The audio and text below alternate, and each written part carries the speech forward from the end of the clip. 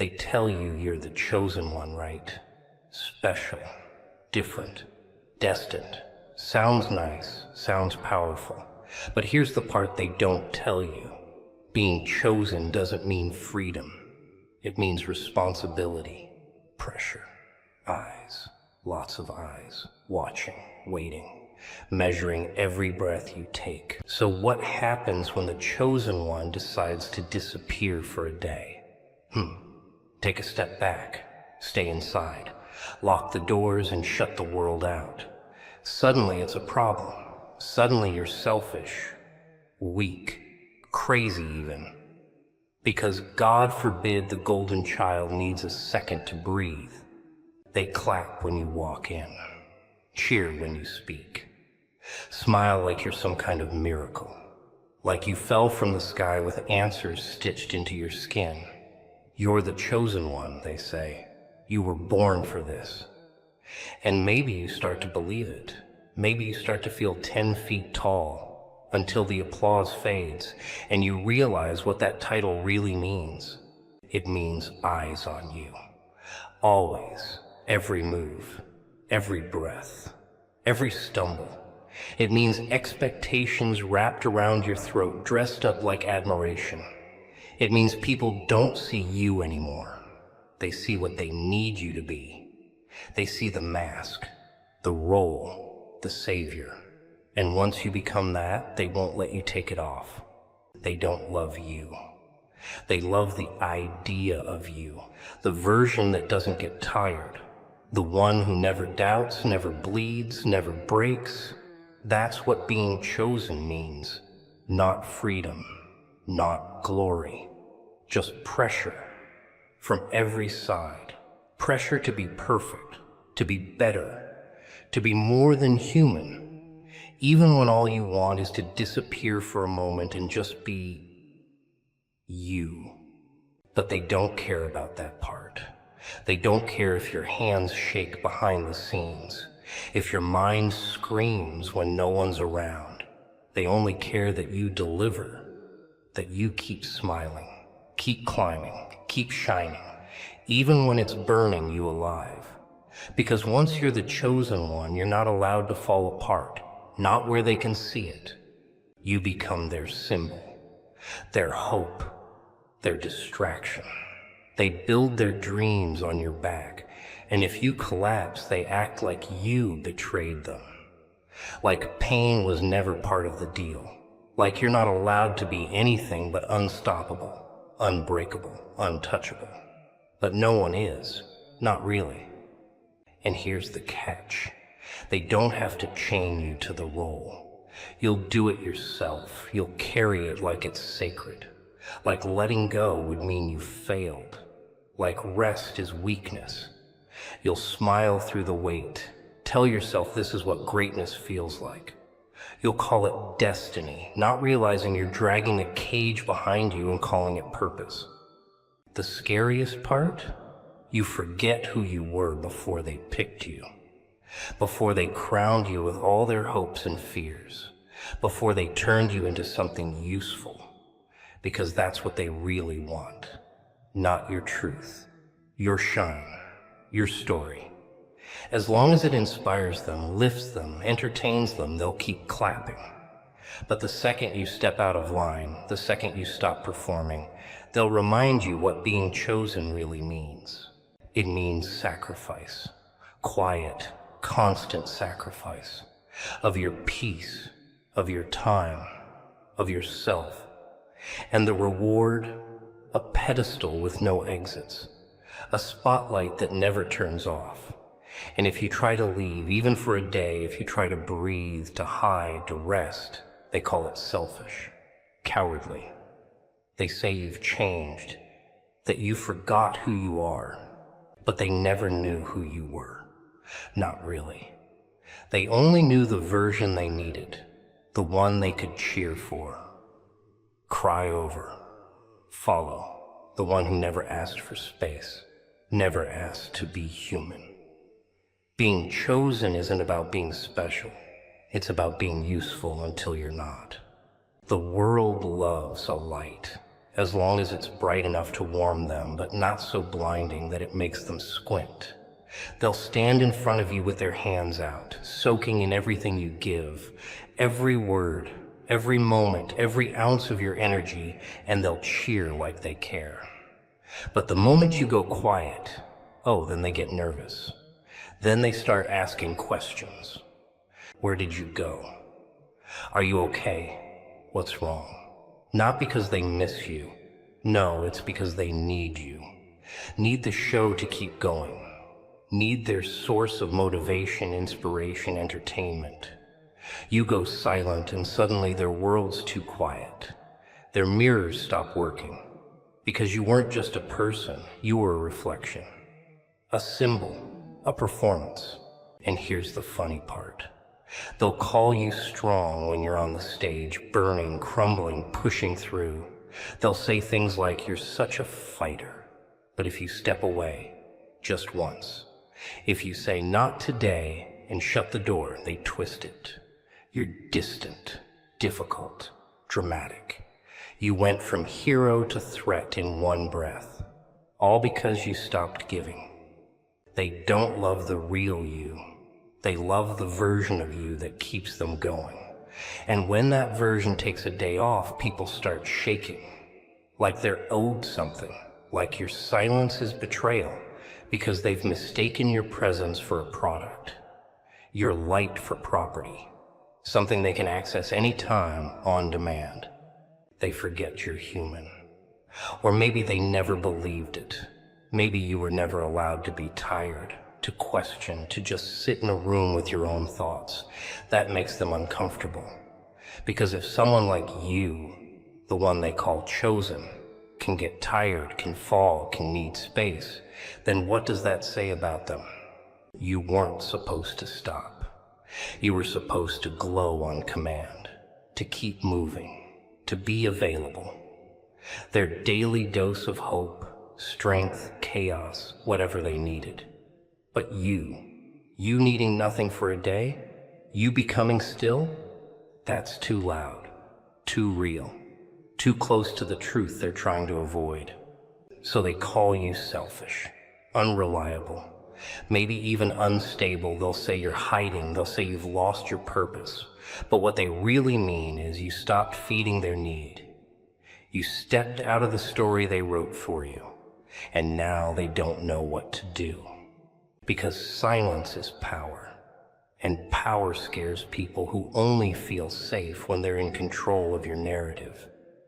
When they can predict your every move, tap into your energy whenever they want. But once you go quiet, once you take a step back, once you choose you over them, they're left staring into a void, and the void starts whispering things they're not ready to hear. You didn't disappear. You just stopped performing. You stopped explaining. You stopped proving.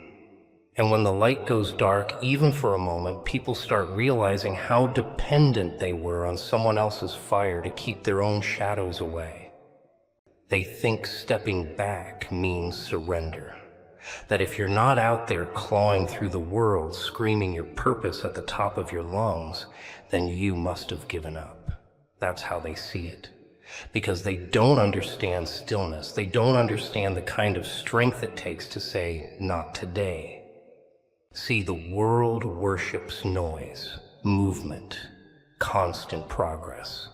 They tell you if you stop, even for a second, someone else will take your place. That if you're not visible, you're irrelevant. So everyone runs, all the time.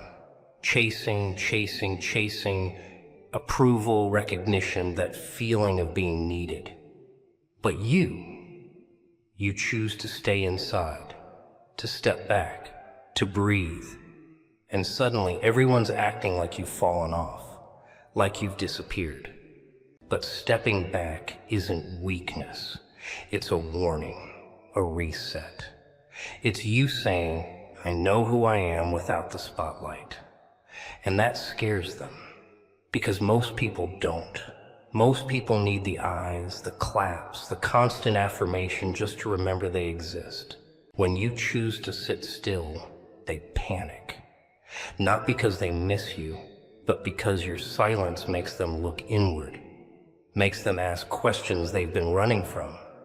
You stop chasing and suddenly the whole game starts to look pointless. You stop speaking and their own thoughts get too loud. You stop showing up and they start to realize how much they depended on your presence to fill their own emptiness. They'll say you're lazy, that you're hiding, that maybe you're not as strong as you looked. But what they don't get is stepping back takes more strength than pretending you're fine. It takes guts to go quiet in a world that equates worth with performance. It takes discipline to say, I don't need to be seen to be whole. There's power in retreat, real power, the kind they can't measure with likes, views, praise, or applause, the kind that grows in shadows, builds in silence. You don't always sharpen your blade in battle. Sometimes you do it behind closed doors where no one's watching, no one's cheering, and no one expects a thing from you. That's where real clarity shows up. Not when you're screaming on a stage, but when you're staring at the ceiling, asking yourself what still matters when everything else is gone. And that scares them, because it means you're not controlled by the same leash they are. You don't need the noise. You don't crave the spotlight. You're not addicted to their attention. So when you step back, it's not a fall, it's a choice. And they hate that, because they can't make sense of a person who doesn't need to be fed to stay alive. They can't figure out what to do with someone who's not begging to be seen, who's not constantly explaining themselves, who's not afraid to disappear and reappear on their own terms. That kind of freedom, that kind of self-possession, it's threatening, because it means they can't use you. They can't predict you. They can't own your fire.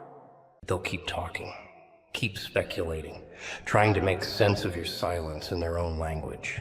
But they'll never get it, because stepping back isn't stepping down. It's stepping in. It's reclaiming everything they thought they owned. Your time, your voice, your mind. All of it pulled back into your hands without apology, without permission, without a single word of explanation. They look at isolation like it's failure. Like if you're not surrounded by noise, by people, by validation, then something must be wrong with you. Like being alone is a symptom, not a strategy. But that's only because they can't handle their own silence. They flinch when things get too quiet. Because when it's quiet, you start to hear the truth.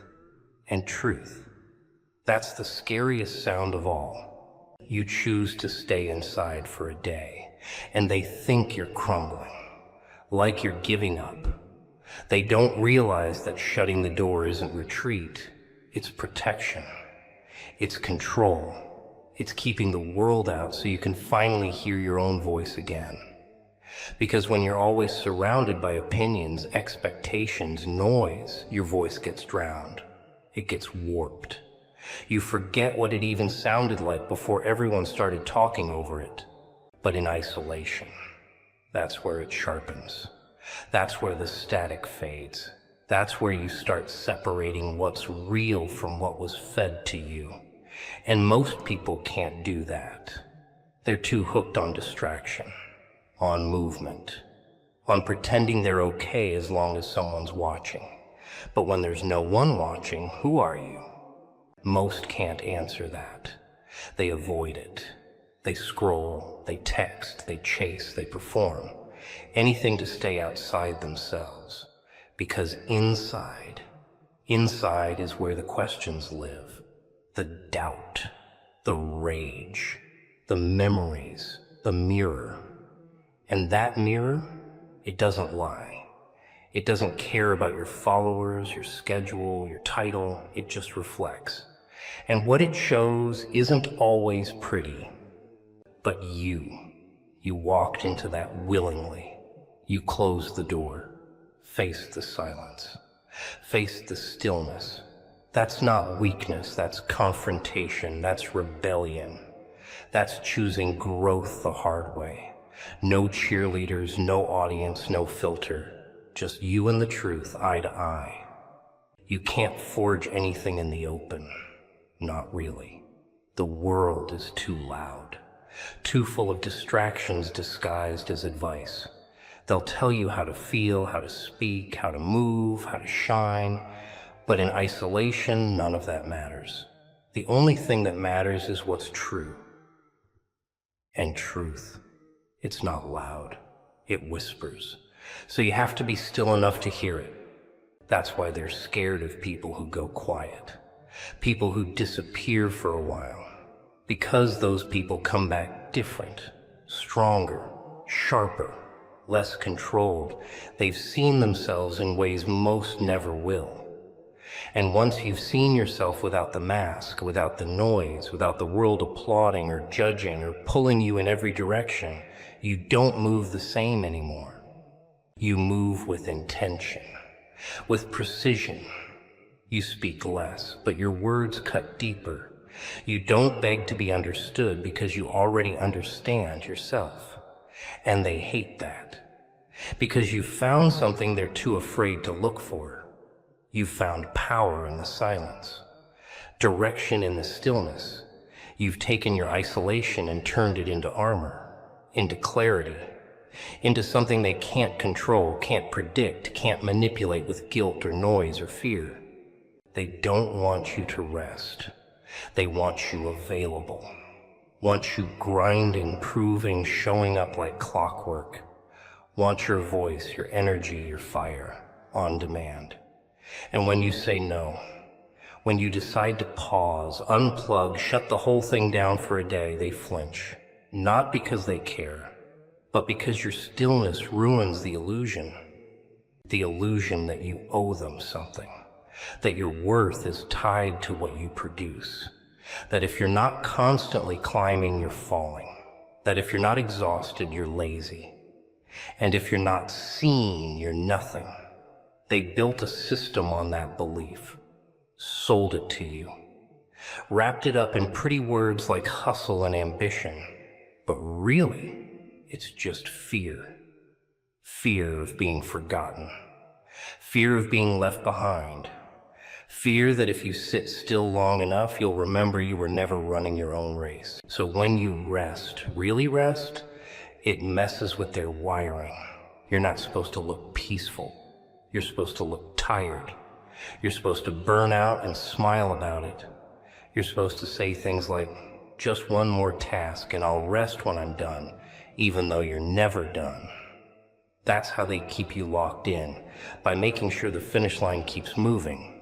But when you stop chasing it, when you pull the plug, close the blinds, shut out the noise and breathe, that's not weakness. That's rebellion. Because now you're not just refusing to play the game, you're exposing it.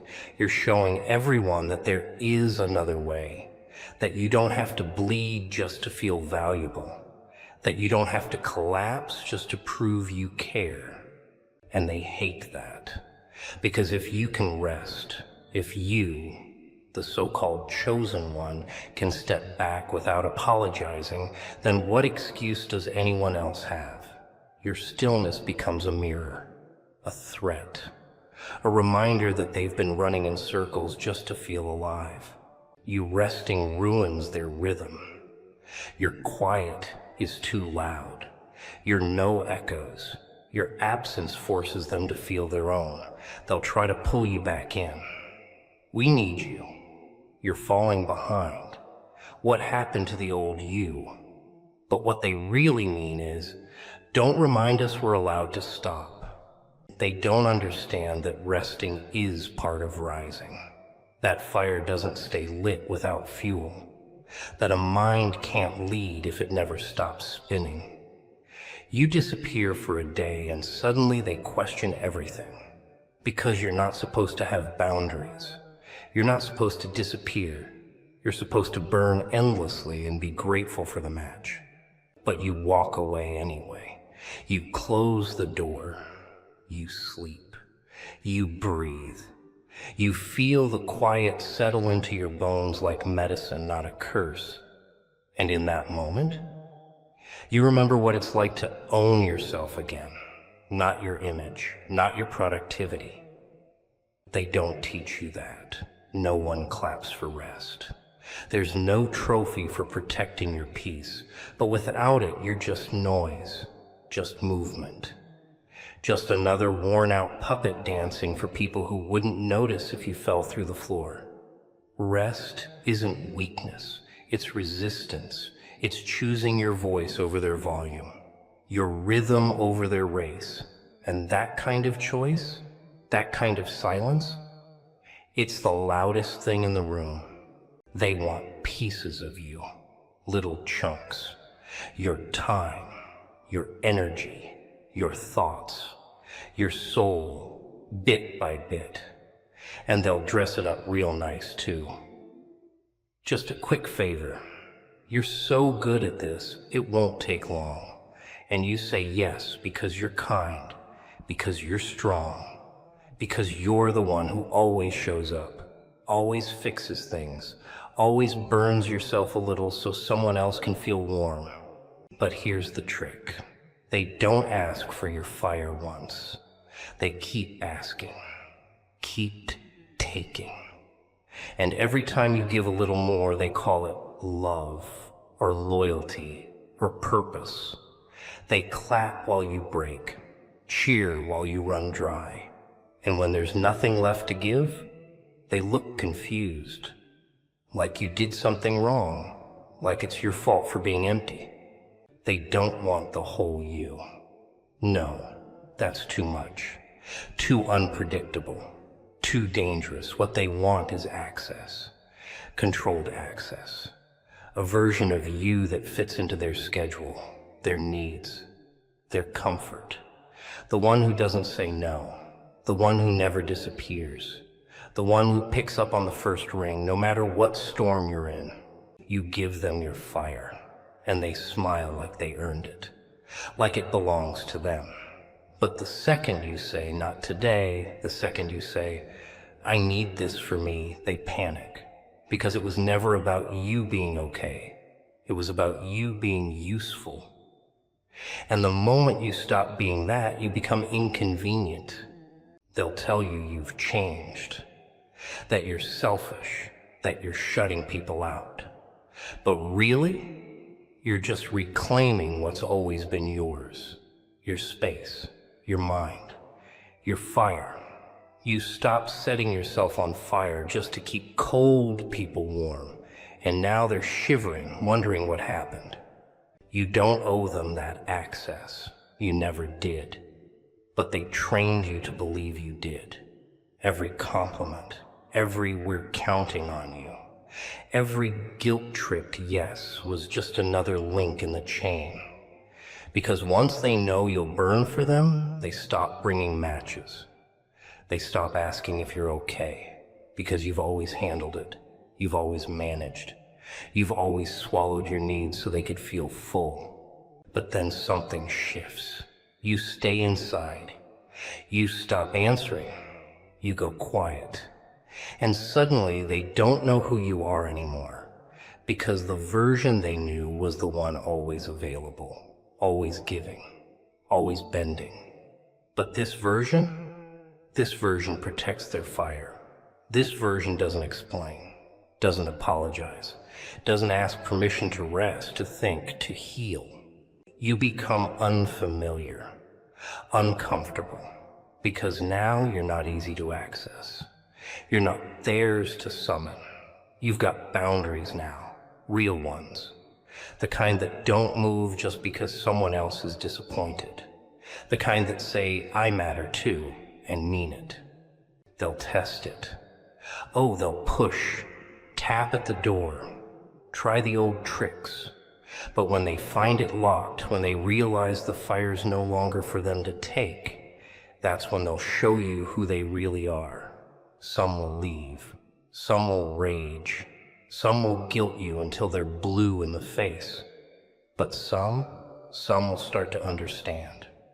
Start to respect it, start to see that maybe, just maybe, The version of you that guards their flame burns brighter than the one who used to hand it out for free. They never offer it when you're strong. No, they wait. They watch. They find you when you're tired, desperate, hungry for something. Validation, love, power, peace, doesn't matter. That's when they come, and they don't come empty-handed. They bring a gift, looks innocent, elegant even, tastes like relief, smells like hope, feels like the answer to every question you've been too afraid to ask out loud. But look closer. You'll see the edges don't quite line up. You'll notice it fits a little too well, like it was made from the blueprint of your weakness, because it was.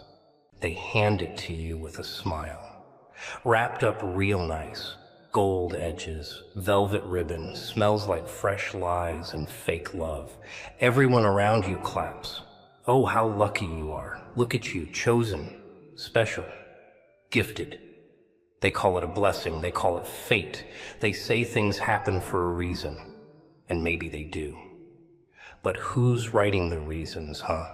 Who's behind the curtain pulling the strings? See, people think danger comes loud, screaming, crashing, sirens blaring. But real danger? The kind that ruins you slow. It comes quiet, smooth. It comes as a favor, a little helping hand. A shortcut dressed in silk, whispering sweet things like, you deserve this. That's the part that makes you stop thinking. That's the part that makes you open your hands and take what you should have walked away from. It's not the gift itself, it's what it means, what it's meant to do. It's bait, and you. You're the one who thinks it's a prize. You hold it close, you thank them, you smile, maybe you even cry. And all the while they're watching, not because they care, but because they know what happens next. You stop fighting. You stop running. You stop questioning why something this perfect landed in your lap out of nowhere. You want it to be real so bad you pretend it is. You ignore the strings tucked underneath the wrapping paper, the fine print burned into the bow, the scent of something off under all that perfume. It doesn't matter if it's money, fame, forgiveness, love. If it comes too easy, if it comes too perfect, if it comes when you're down and begging and broken, then you better start looking around, because someone's playing a game and you're the one being moved. See, they don't need chains to control you. No bars, no threats, just a little gift, just enough to make you grateful. Grateful people don't ask questions, they don't fight back, they don't leave, they stay, they smile, they comply. All because they think they've been saved, but they haven't, they've been bought. And the best part? You'll defend the gift. Oh yeah, you'll hold on to it like it's sacred. Even when it starts rotting in your hands, even when it poisons the people around you. Because deep down, you already made the trade. You already agreed.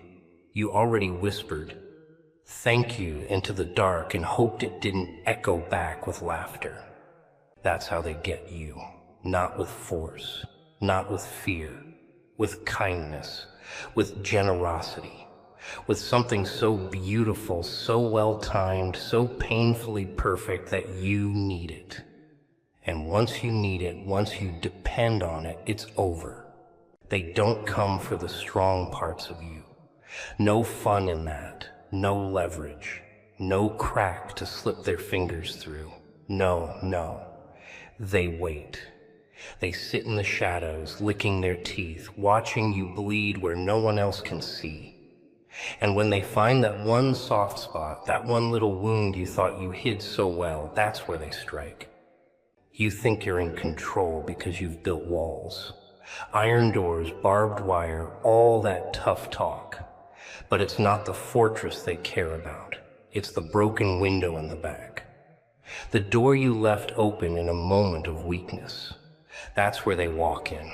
Quiet as smoke, smooth as silk. They don't knock. They don't ask, they just enter. They know what you're missing. That's the trick. They know what you're starving for even when you pretend you're full. Could be love, could be validation, could be revenge, purpose, silence, doesn't matter. They study you. And when the moment's right, when you're alone in the dark with your regrets crawling up your spine, they appear with a smile and a solution. They offer exactly what you think you need, not what you actually need. No, that'd be too honest, too simple. They offer the thing that feels right, the thing that scratches the itch without healing the wound. It's like giving sugar to someone dying of thirst. Sweet, satisfying, and totally useless. But in the moment, oh, it feels like salvation. You take it. Of course you do. Because you're tired of pretending that wound doesn't hurt. You're tired of telling yourself you're fine when everything inside you is screaming. So you grab onto whatever they're offering, desperate to believe it's real, desperate to feel whole, and they smile wider because they never had to force you. You asked for it. That's the beauty of it. You'll think it was your idea, your choice. You'll call it destiny, timing, even divine. But it wasn't. It was planned, engineered, designed around your weakest link. They knew exactly what to say, how to look, what to promise. They didn't guess. They calculated. And once they've got you, once that weakness is exposed and exploited, you're hooked. They don't have to keep feeding you gifts.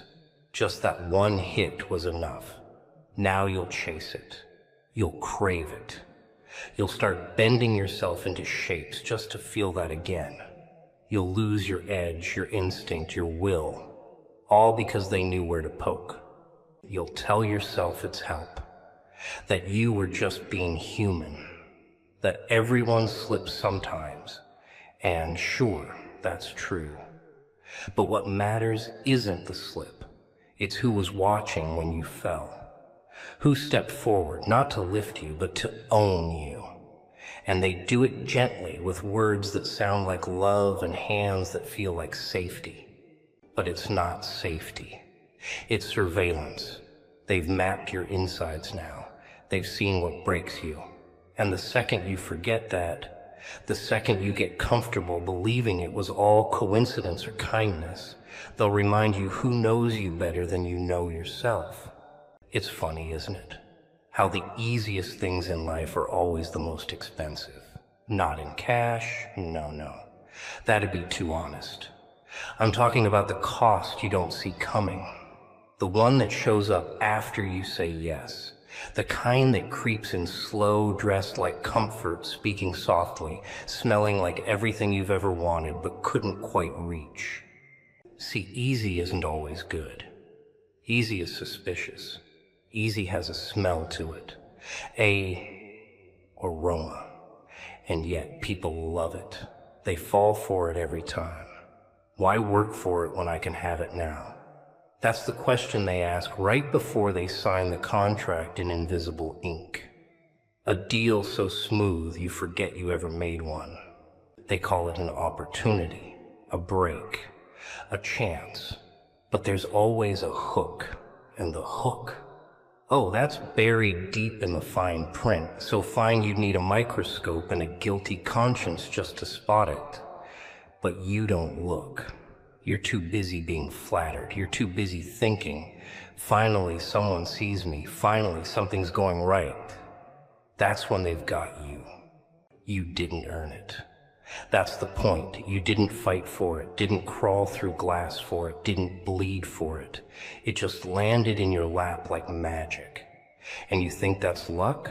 No, that's bait. And bait only shows up when someone's fishing. The question is, who's holding the rod?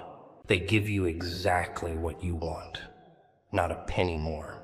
Just enough to make you lower your guard. Just enough to make you say, this must be real. And once you believe that, you're not thinking anymore. You're reacting, performing, hoping. begging. And they don't even have to pull the strings. You do it yourself, for free. You trade your freedom for comfort, your instincts for convenience. You tell yourself you're smart, that you saw it coming, that you're in control. But control doesn't look like chains anymore. It looks like luxury, like applause, like finally getting what you were denied your whole life. And the devil, he doesn't deal in threats anymore. He deals in gifts. There's a reason shortcuts exist, and it's not to save time. It's to get you somewhere fast, so you don't stop to notice where you're headed. It's to bypass all the pain, all the struggle, all the growth, so you arrive unprepared, unaware, and easy to manipulate. Because when you haven't built something yourself, you don't know how to hold it. You don't know how to protect it. You don't know how to survive without the one who gave it to you. And that's when you become dependent. That's when the gift stops feeling like a reward and starts feeling like oxygen. You need it. You can't go back. You won't walk away. Because deep down, you know the truth. You didn't rise. You were lifted. And if someone else can lift you, they can drop you too. Hard. They don't want your respect. They want your reliance. They don't want to inspire you. They want to own your choices. And they'll do it with a smile, with a compliment, with a key to a door you never should have opened in the first place. Because that's how control works now. Quiet, polished, wrapped in silk, and handed to you like a favor. They never show up looking like the villain. No scars, no bloodshot eyes, no smoke curling out from their collar. That's too obvious, too messy. Nah, they come clean, polished, smiling like they've known you forever. They speak your language, mimic your pain, mirror your dreams. You look at them and think, finally someone who understands. But that's not understanding. That's strategy. Manipulation doesn't wear a mask anymore. It wears charm. It compliments your outfit, remembers your birthday, laughs at your jokes, even the bad ones. It listens, nods, waits for the right moment to offer help you didn't ask for. And when it does, oh, it sounds so sweet, doesn't it? Like a lullaby for your ego. The trick isn't to force you. That's old school. No one breaks the door down now. They just slide a key under it and wait for you to unlock it yourself. You do all the work. You convince yourself it's safe. You tell yourself they're different. That this time it's real. That someone finally showed up without an agenda. But people like that. They don't show up when you're strong. They wait until your guard drops. Until life kicks you in the teeth and you're on your knees looking for a hand, any hand. That's when they slide in, all velvet and gold, pretending to be your answer. They wrap their intentions in kindness, offer you a rope when you're drowning and you grab it. Of course you do. Because when you're gasping for air, you don't question who's holding the other end. They talk like friends, act like saviors, but they move like chess players. Every word is a calculation. Every favor is a debt. And you don't even realize you're being played until you're too deep to climb out. By then, you're smiling in photos with them, quoting their wisdom, defending their name. You've made them your identity. You see, the real manipulators, they don't argue. They agree. They don't push, they guide. Slowly, gently. Like leading a blindfolded child toward a cliff, whispering comfort all the way. You'll never hear the edge coming. You'll never feel the fall start. You'll just wake up halfway down, wondering how you got there. And the worst part? You'll still think they were helping. They make you dependent. They make you question your instincts. They build you up just enough that you start to believe your strength comes from them. And when you believe that, they own you. You won't move without checking their expression. You won't speak without thinking how they'll hear it. You become a puppet who cut his own strings and handed them over with a smile. But they'll never admit what they're doing. Oh no, they'll call it love, loyalty, mentorship. They'll say they just want what's best for you. And maybe they do, in a world where best means obedient, where loyal means silent, where help means control. They don't need to be above you. They just need to be necessary. Once they become that, they don't even need to pull anymore. You'll walk right into their hands and thank them for catching you. Comfort's the most dangerous drug out there. Doesn't come in a bottle. Doesn't leave a smell. Doesn't make your hands shake, at least not at first. It just makes you still. Makes you quiet. Makes you forget the fire you used to have in your gut. And that's exactly the point. That's the whole game. They don't want to break you. They want to soften you, round out the edges, make you comfortable enough to stop questioning who's really holding the wheel. At first it feels good. Of course it does. You're tired. You've been fighting, running, bleeding for something that never seems to show up. So when comfort walks in, dressed like peace, whispering, "You don't have to try so hard anymore," you listen. You want to believe it. You need to believe it. And so slowly you start to sit down. But sitting turns to waiting. Waiting turns to depending. And before you know it, you're not chasing anything anymore. You're just hoping nothing changes. That's the trap. That's what they want. Because a comfortable person isn't a threat. A comfortable person doesn't ask questions, doesn't rebel, doesn't dig. They smile. They nod. They follow. You don't even notice it happening. Not right away. Because comfort doesn't scream. It soothes. It tells you you've made it. That there's no reason to fight anymore. It pats you on the back while it slips the knife in. And the worst part? You thank it for the wound. You call it a lesson. Growth. Healing. You don't even realize it's just making you easier to control. They don't need to scare you to make you obey. Fear's too loud, too messy. But comfort makes you willing. That's the magic trick. You give up your ambition, your voice, your edge, and you don't even call it giving up. You call it peace. You call it maturity. You start to look down on the version of yourself that used to fight. You forget what it felt like to want more. And once you forget that, once the fire's out and the ashes settle, they can shape you into whatever they want. You're calm now, predictable, manageable. You're easy to keep in a box because the box is padded and warm and you help build it yourself. That's the real joke. You're not even trapped. You just don't want to leave. They'll feed you just enough to keep you satisfied. Never full, never starving. Just manageable. You'll trade your fire for a routine, your truth for approval. You'll stop challenging them, not because you're scared, but because you're grateful. Grateful for the illusion. Grateful for the leash that feels like a lifeline. And here's the kicker.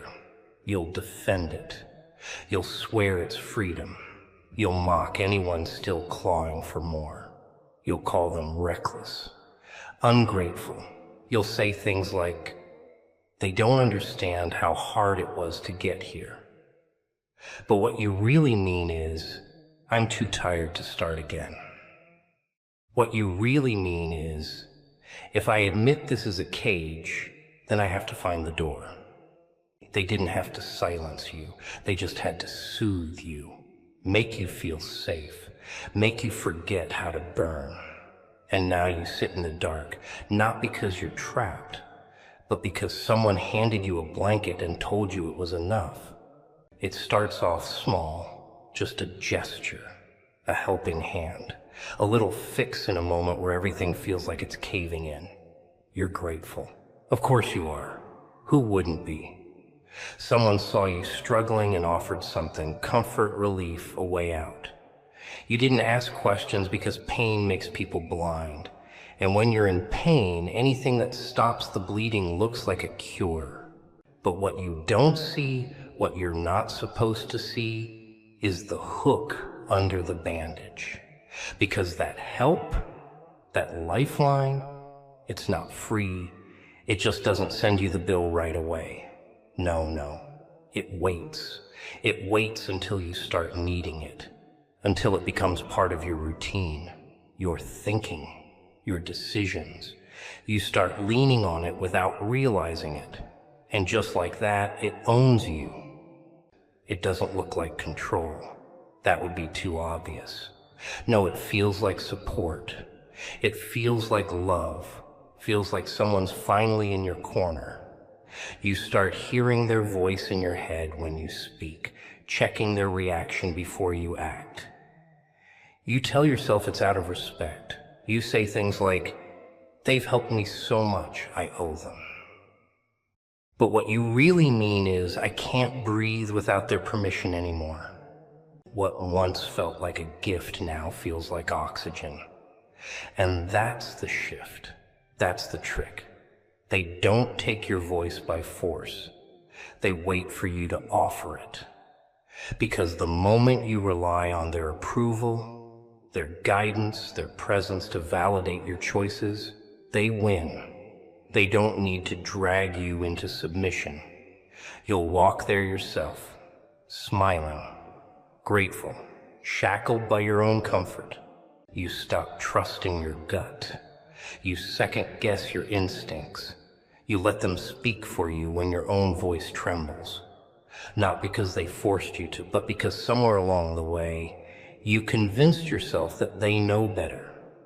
That without them you'd fall apart. That without them you'd go back to being the broken version of yourself they saved you from. It's not help anymore, it's dependence. It's addiction. But no one talks about that, do they? Because dependency in disguise looks an awful lot like loyalty. And loyalty's a noble little chain.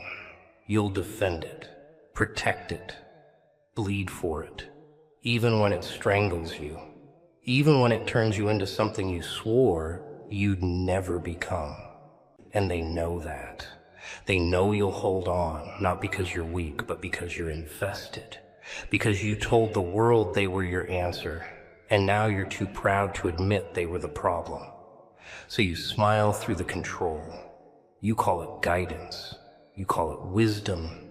You call it love. But deep down, you know you're no longer moving on your own. The gift doesn't shine the way it used to. You start to notice the weight, the pressure, the quiet voice in your head that used to be yours but now sounds like theirs. You don't laugh the same. Don't think the same. Don't think the same. Don't think the same. Don't act without wondering who's watching. And yet you stay. You hold on to the very thing that's suffocating you. Because it used to feel good. Because it saved you once. Because you don't remember how to be free without it.